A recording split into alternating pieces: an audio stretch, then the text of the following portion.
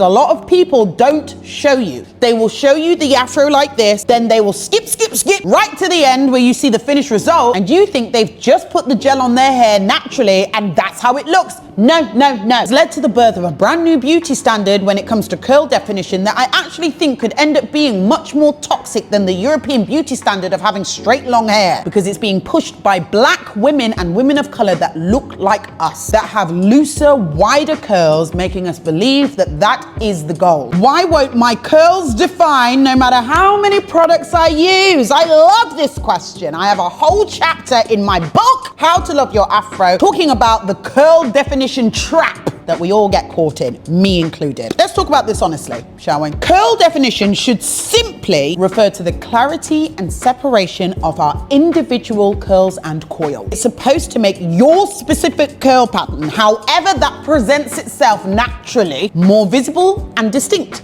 That is it. The goal should never be to make your curl pattern look like someone else's. And the problem is, whilst the natural hair movement has empowered so many of us to go and start our natural hair care journeys and start to feel empowered wearing the hair that grows from our scalp, the rise of product manufacturers and influencers monetizing and sharing content that is absolute nonsense just to make us buy more product has led to the birth of a brand new beauty standard when it comes to curl definition that I actually think could end up being much more toxic than the European beauty standard of having straight long hair, because it's being pushed by black women and women of color that look like us, that have looser, wider curls, making us believe that that is the goal, when actually their curl pattern is nothing like our natural curl pattern, especially those of us with afro hair. And it just has us wanting something that we will never be able to achieve unless we go and use their discount code in their bio and buy 4 to 5 different curl gels or curl creams to try and make it happen. The main problem with this styling technique isn't the technique itself. I love a little curl definition and I have done it many times and will continue to do it in the future. It's how we are all perceiving what the right and the wrong type of curl definition is. That's where it starts to get real toxic, because I'm seeing a lot of people that are not accepting of the different variations of curl definition that exists, especially when it comes to people that have afro hair like mine. However your hair looks when it's soaking wet is what your curl pattern should look like when you use product to define it. If you are using your products to make it look like someone else's curl pattern when wet, then you are going to find yourself struggling. I'm going to take some tips from my book, How to Love Your Afro, to guide you on how you can better understand what kind of curl definition you should be expecting on your type of hair specifically. Because you might be doing it right and thinking that it's wrong because the internet and YouTube are making you believe that there's only 1 or 2 types of curl definition that exists. Anyone who's got the book at home, I'm reading chapter 3, Beware of the Curl Definition Trap. Different styling products can create different levels of curl definition and enhance your natural curl pattern in various ways, depending on the consistency, so that's the thickness, and the moisturizing and conditioning ingredients in that product. You also need to look at the level of hold that a product has. So a curl cream that has a much lower level of hold than a strong hold gel is going to produce very different types of curl definition for your afro. Next, you have to look at the styling techniques. So there are certain styling methods like finger coiling, which I've realized a lot of people don't show you. They will show you the afro like this, then they will skip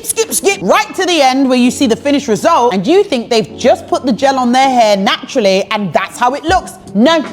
Oftentimes they've manipulated their hair to look like that. They've had to use either their finger or a comb to turn the hair over on itself and twist it around with the assistance of a very strong gel. That is the way you will often see hair that looks like mine without definition suddenly turn into these coily, jelly masterpieces. Yeah, that doesn't happen by accident, but people aren't being truthful about how they're achieving their result, making you think that your afro isn't defining correctly and then perpetuating the fact that your afro is the problem. Your afro is fine. You just need to learn the technique. The final most important point when trying to get curl definition is you have to make sure that your moisture levels are where they need to be. So if you're trying to do finger coils or twists, or you're simply trying to just pull the gel or the product through your afro and it doesn't seem to really be shingling the way you're expecting it to shingle, it might be that your hair is dehydrated. I hope that was helpful. If you guys have any questions whatsoever, put them down in the comments below and make sure you are subscribed, because the question I'll be answering tomorrow, which I feel like could get a little bit tricky, but I'm going to be very honest, is what do I think about hair growth oils?